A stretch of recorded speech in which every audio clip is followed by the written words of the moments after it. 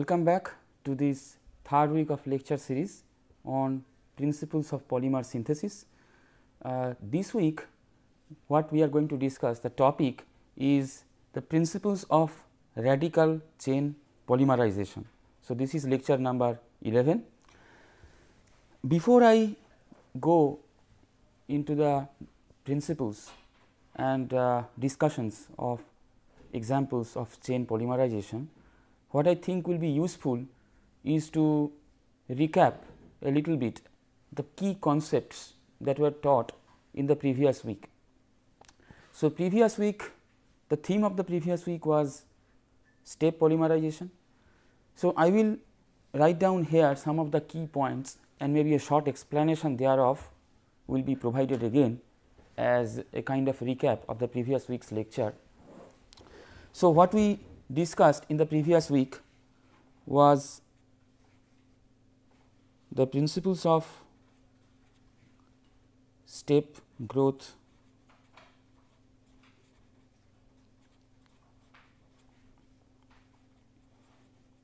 polymerization. So, certain key concepts that we discussed are the following,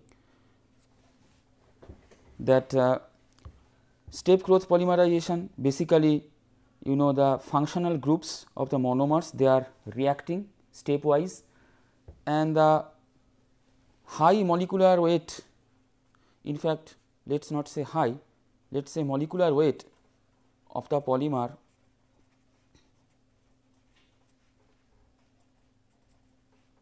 develops slowly, and you get high molecular weight only towards the end of the reaction, high molecular weight only at very high conversion. Typically, you have to go beyond 99%, at least you go to 99%, and we also introduced this idea of degree of polymerization. Mainly we discussed the number average degree of polymerization, and this is related to your average molecular weight, in this case the number average molecular weight by this relation, where m0 is the average molecular weight of the structural units. So, if you have two structural units that are making up the repeat unit of the polymer, then you have to add the molecular weights of the two and divide by 2, because it is the average molecular weight of the structural unit. And so, if x n is developing, accordingly your m n also will develop, the high x n will mean high m n. So, these things we discussed, and also what we discussed is that these reactions typically self catalysis you can do. Say you are reacting an acid, diacid with a diester, you can do a self catalysis, which means the starting acid itself will catalyze the reaction.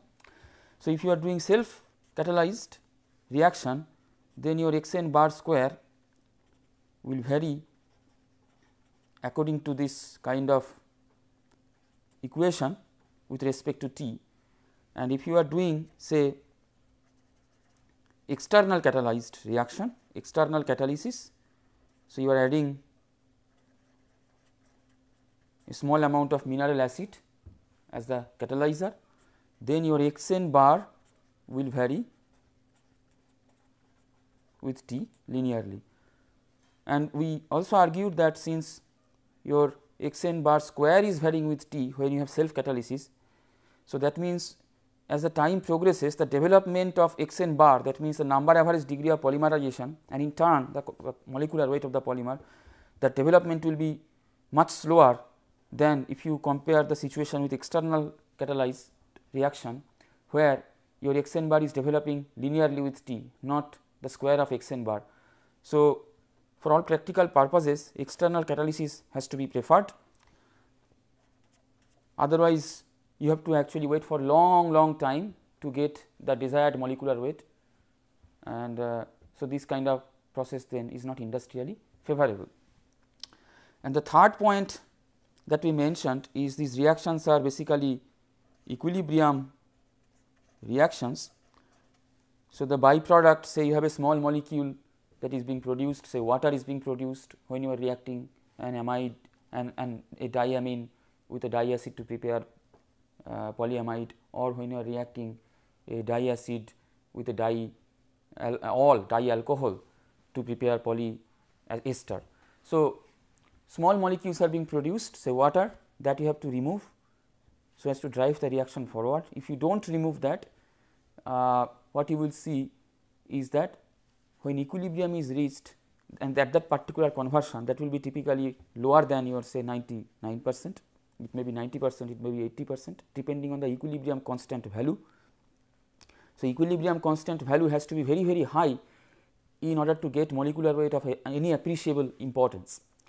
So, and typically the equilibrium constants for many of these step polymerizations do not go to that kind of range. So, closed system reaction then is precluded, means you do not do. So, what you have to do is open system reaction, and we did a calculation to also demonstrate what should be the equilibrium concentration of water in order to get the desired molecular weight in such situations, which means you have to remove that much of water, you have to remove a certain amount of water to get to that particular equilibrium concentration, corresponding to which you will get the xn bar value, which is a degree of polymerization value, and corresponding molecular weight you can calculate. And we also argued that in this case also, if the equilibrium constant is higher, that reaction is easier to perform, because then you have to, the equilibrium concentration of water that is required to get the same value of the degree of polymerization. If you compare, say you have a target of an xn bar value, say 100, and then you are comparing two reactions which have different equilibrium constant values. So, the reaction for which the equilibrium constant value is higher, you have to actually remove less water in order to get to that particular xn bar value. So, these things all we have discussed, and afterwards we talked about a molecular weight distribution. Molecular weight distribution, in order to get an idea of that, we had a statistical approach largely developed by Flory.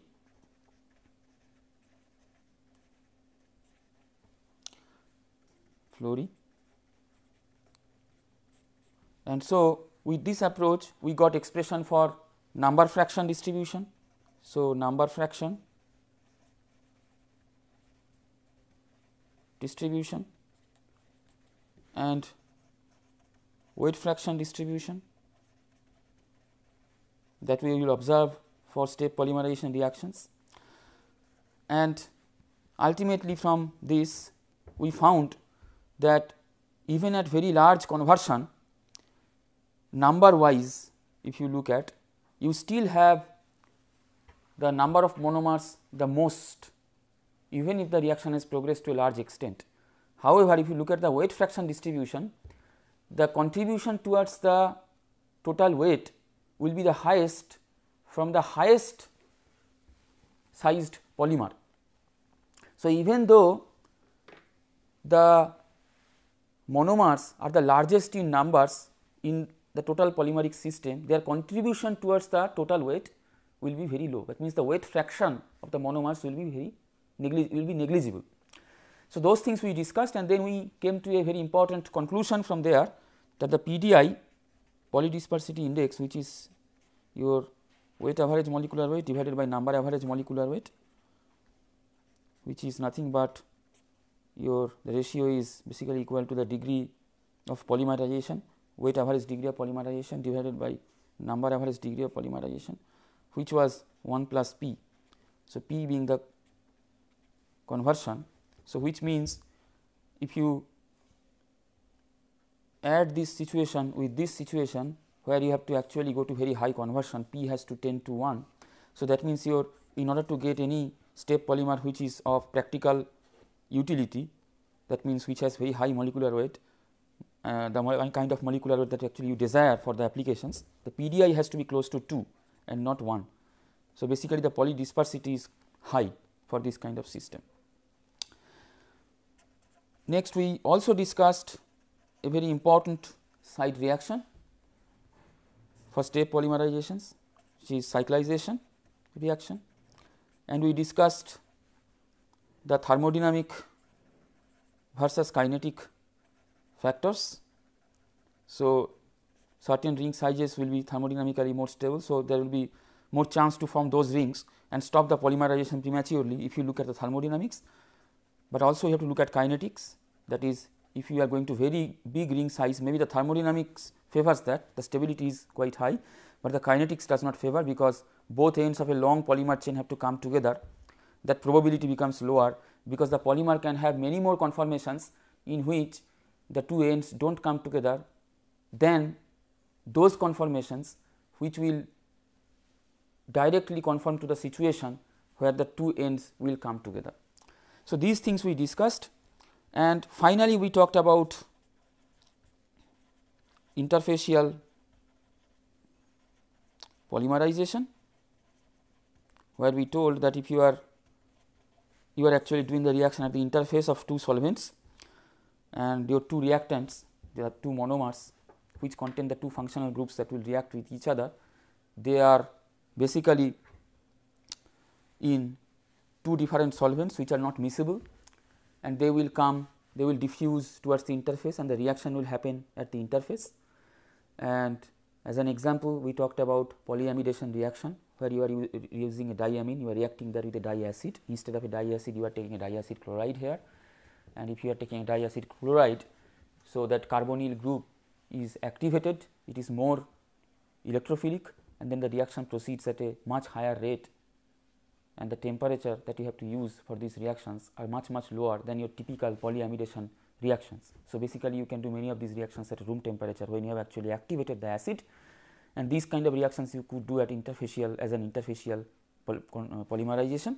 And we also told that polyesterification is typically not done as an interfacial polymerization, because the equilibrium constant, the kinetic factors, say the rate constant for that reaction between a diol and a diacid chloride, even though it is significantly higher than the rate constant of the reaction between a diacid and a diol, because you have activated your acid by formation of diacid chloride, still it is much lower, orders of magnitude lower than if you compare the corresponding reaction for the polyamide formation, that is the reaction of a diamine with a diacid chloride. So, if you are employing interfacial polymerization for a polyesterification reaction, the chances are that your acid chloride, since it reacts much slower with the diamine, it will be exposed for a long time towards the aqueous base which is present in the aqueous phase, and then it will be hydrolyzed. So, the reaction, so the molecular weight development will be severely hindered. So, those kind of reactions then you do not do as interfacial polycondensation or interfacial polymerization. So, that concludes our discussion of the key points for the last week. So, now we will come to the theme of this week, which is chain growth polymerization. Mainly we will talk about radical chain growth polymerization as far as discussing in detail the main principles that are concerned. Okay. So, let us go into the theme of the things. So, chain growth polymerization, it is different from step growth polymerization in a way that basically you have a reactive species that is there at the end of a growing chain, and then the monomer molecules, they will add successively to the end of that growing chain in very fast reactions. So, high molecular weight. So, this is basically a progressive growth of the chain at a high rate, and high molecular weight will be produced at very early instant of the reaction, unlike what happens in step polymerization. So, in step polymerization the molecular weight develops more slowly. In chain growth polymerization, high molecular weight species will be present at a low conversion itself for this particular reaction. So, what will happen is that at any point of time, if you are looking at a say step growth polymerization system, you will have different oligomers present, almost no monomer is there, and say in terms of the weight fraction distribution if you look at it like this. So, you have all different species present, and the very high molecular weight species that develops slowly, only that develops to an appreciable extent towards the end of the reaction when a high conversion has been reached. In contrast, for the typical chain growth polymerization reactions, already you will have a very high molecular weight species at a quite low conversion. So, if you take the reaction mixture and you analyze the system, you will see a high molecular weight species that is present. You will have monomers present, you will have the reactive species, reactive, say you are doing a radical initiation, you will have radicals present and you will have monomers present. So, the radicals will be reacting with the monomers and then they will be growing the chains.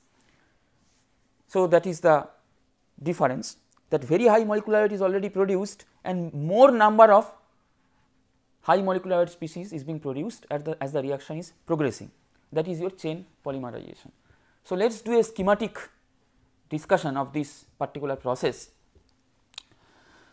So, the general nature for this reaction is that you have an initiator, let us say I am putting it as I here, you have an initiator present.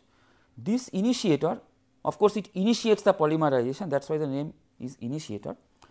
So, this will actually dissociate into reactive species. So, R star I am putting. Now, this R star, this reactive species, this star is a quite general designation here. This species could be an anion, in that case you have an R minus, it could be a cation, it could be R plus in that case, or it could be a radical. So, you can actually have three kinds of chain growth polymerizations: anionic polymerization, cationic polymerization and radical polymerization. So, if it is a radical, it is like this. So, in general what you will have is you have actually produced this initiating reactive species, and this reactive species will react with your monomer. Typically, they will be monomers like this. Say you have a vinyl monomer, Y is some other group. Now, so it reacts with this monomer and produces a species like this. So, this star that was there on R, the reactive center, that is now shifted to this place. So, this particular species is your chain initiating species. So, this is the initiator for the reaction. These are different terminologies that you are using, as long as you understand, it will not matter in the end. So, now this particular species will add to another monomer molecule to produce something like this, RCH2 CHY, then CH2 CHY. So, this is the initiation step. So, the initiation step has two stages. In the first stage, the initiator is decomposing or dissociating. In the second stage, that reactive center, that reactive species that is produced from the initiator is reacting with the monomer, and then this stage onwards is propagation. Once this particular species is formed, reactive species is formed, this is propagation, because this reaction can repeat several times. You can add several monomers. So, you have a chain that is starting to grow, and at the end of the chain there is this reactive species, and all the monomers will successively add to the end of the chains to grow the length of this chain, and these reactions are typically very fast. So, that a very high molecular weight chain will develop quite quickly, typically at the early stage of the conversion. So, like this if you do, then you can draw the repeat unit, the complete polymer structure like this, CH2 CHY. So, this will be the repeat unit M, and at the end of it you will have CH2 CHY star, and then somehow you may need to terminate this growing chain by scavenging this reaction center. So, those things we will come to it after. Now, when you are talking about initiators, so if you have, let us say you are doing a radical polymerization or cationic polymerization and anionic polymerization, and this is your starting monomer. So, this starting monomer, I mean depending on this Y, that will be this Y will be dictating whether this monomer will be selective to an anionic polymerization or cationic polymerization. Typically, radical polymerizations you can do with many of these monomers, but it might be selective to either one of them. Say for some of the monomers you cannot do cationic polymerization, for some of the monomers you cannot do anionic polymerization. So, a typical example would be something like this. So, let us say you have CH2 CHY, this is your monomer, and this Y could be an electron withdrawing group. Say you have CH2 CH, let us say you have a nitrile unit. So, this nitrile can withdraw electron through resonance effect. So, that if you are doing an anionic polymerization, say in that case your initiator species will be R minus, your initiator species will be R minus. So, that can attack here, and you know if you compare with this, then basically your negative charge goes here, and that negative charge can be stabilized by this electron withdrawing groups through resonance effect. How? So, the negative charge goes here and that can be further shifted here like this. So, overall I can do like this. So, basically you can have a resonance stabilization of the negative charge that is growing here, because that is being presented here because of the anionic initiator. So, then if you have Y which is electron withdrawing, it can stabilize a negative charge development on this particular carbon, and that way these kind of materials, these kind of monomers can undergo anionic polymerization. Will they undergo cationic polymerization? Answer is no, because a positive charge here cannot be stabilized by electron withdrawal. In fact, that will be further destabilized by electron withdrawal. Of course, through resonance you do not shift that, maybe through inductive effect you can shift that, that means it is electron withdrawing unit because of the electronegativity through bond effect, and then it will destabilize further that positive charge. So, this kind of monomers then cannot undergo polymerization through cationic polymerization means. If you have a monomer like this CH2 CHOR, if you have a monomer like this, now this kind of monomer, your oxygen can actually donate a lone pair like this, and you may have a negative charge here. So, if you are doing a cationic polymerization, so you have a resonance structure, in fact this is resonance structures, which will be CH2 minus CHOR plus. So, here if you are, so for this particular monomer, if you are using say a cation as the initiator, say you are doing a cationic polymerization, then that is highly favored, because electron density on this carbon is quite high. So, that can react with this positive charge, and if you are doing an anionic polymerization for this, it will not react through anionic polymerization, because the electron density can be shifted from oxygen to here. So, that means if you have an electron deficiency here to start with, that can be stabilized by electron donation, but if you already put an electron density here by an anionic initiator species, then that cannot be stabilized by electron push to this site, that will be further destabilized. So, these materials cannot undergo then anionic polymerization, they will rather undergo cationic polymerization.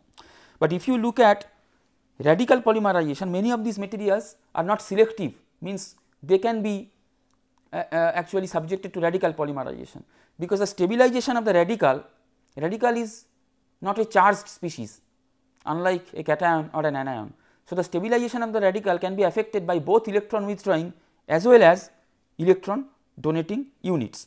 So, for example, if you take this particular monomer and if you initiate the polymerization with a radical, so then what happens is that, so the radical comes here, so it is half arrow because it is one electron. So, it will be like this R CH2 CH dot C triple bond N, and now this radical can be stabilized. So, so this electron goes here. So, half arrow means one electron, full arrow means two electrons. So, one electron comes here and one electron can go there, and then it can have this kind of structure R. So, I will just draw this structure here, then you can have this kind of structure R CH2 CH double bond C double bond N dot, that is how it can be stabilized. So, it is less selective to the radical polymerization. So, whether you have an electron withdrawing group or electron donating group, you could typically do a radical polymerization for those kind of monomers, but the monomers will be highly selective to either anionic or cationic polymerization, because these are positively charged species initiators. So, that will generate positive or negative charge in the propagating species. So, that charge in the propagating species has to be stabilized by Y. So, if it is a negative charge, then an electron withdrawing Y will stabilize that negative charge, so that an anionic polymerization could be favored for an electron withdrawing Y group here. If you have an electron donating Y group here, then it will actually stabilize the positive charge that is developing in the polymerization process in the propagating species.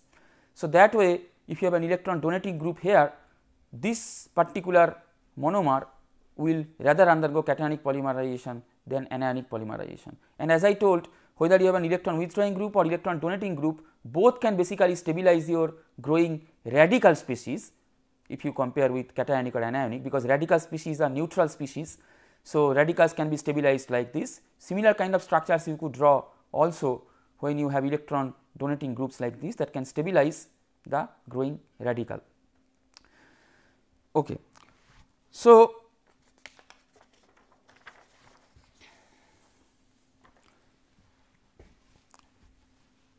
what are the kinds of initiators that you could use? From now on, what we will do, mainly we will be talking about radical polymerization. So, one of these, because if you are looking at anionic and cationic, probably those things we will come into little bit more detail if and when we discuss about the corresponding preparation of the industrial polymers. But for the time being, we will keep our attention to the mainly to the radical polymerization reactions. So, the initiators that you could use, they could be thermal initiators, means this reaction that I is forming R star, in this case R dot, this reaction could be thermally initiated. Your initiator could be decomposed by heating or dissociated by heating. So, mainly the kind of bonds that will be present in the initiators that can be used for thermal initiation will be like peroxo linkages, or you can have linkages like sulfur or nitrogen oxygen, those kind of linkages you can have. And so, let us say you can have a peroxide like this,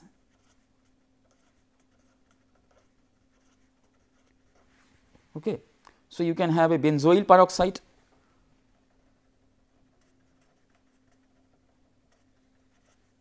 or you could have an alkyl peroxide, let us say, and these will decompose at this, rather let us say dissociate at this particular bond when you heat them, and it will produce this kind of radical, initiating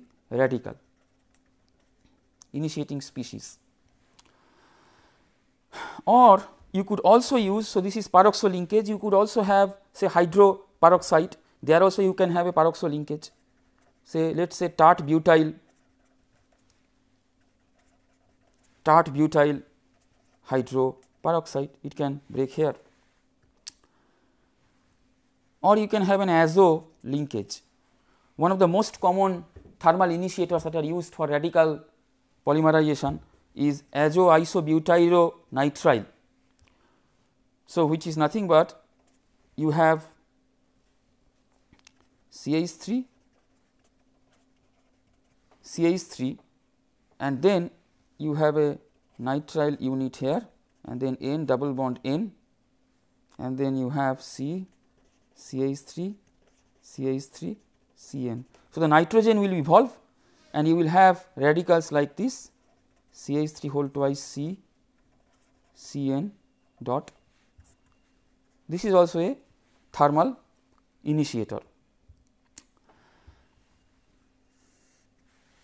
So, typically the temperatures might vary, say 60 to 70 degrees you might have to heat for AIBN in order to have a dissociation of these bonds, or for some other systems you may have to heat to 120 130 degrees Celsius, that depends on the choice, the type of initiator that you are using. Another kind of initiation that you can do for radicals is, say you can have redox initiators. So, basically you will have an oxidation reduction reaction that produces radicals. So, oxidation reduction reaction that will produce radicals. So, and typically for this kind of reactions you can use a wide range of temperature, even close to 0 degree Celsius or say 50-60 degree Celsius. Okay. And let us say some example, say if you have peroxide, the peroxo linkage if you have in the molecule, and in combination with a reducing agent that can produce a radical. Say if you have hydrogen peroxide with a reducing agent ferrous ion, it can produce OH minus plus OH dot plus Fe3 plus. So, this is being oxidized and this is being reduced. So, you have OH dot, you have a general peroxo linkage, then also you can have RO minus plus RO dot plus Fe3 plus. So, finally, you can also have photochemical initiation. Photochemical initiation. So, typically they do not require any heat for the dissociation of initiator. What you do is that you supply the energy with a light quantum. So, you have a reaction system and that you can use, say UV visible light, say the UV end spectrum or the only visible spectrum light, and then you can create radicals. So, typically you are using ketones like this, one aryl group and another kind of aryl group, aromatic units. H nu indicates you are putting a light, and then you can have this kind of stuff, CO dot plus air prime.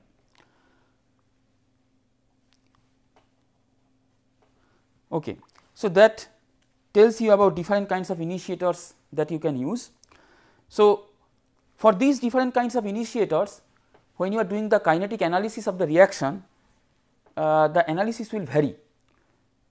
So, from now on what we will do is typically our concentration will be gauged towards reactions where you are using thermal initiators, and in the next class we will start with kinetic analysis of radical polymerization where you are using thermal initiators.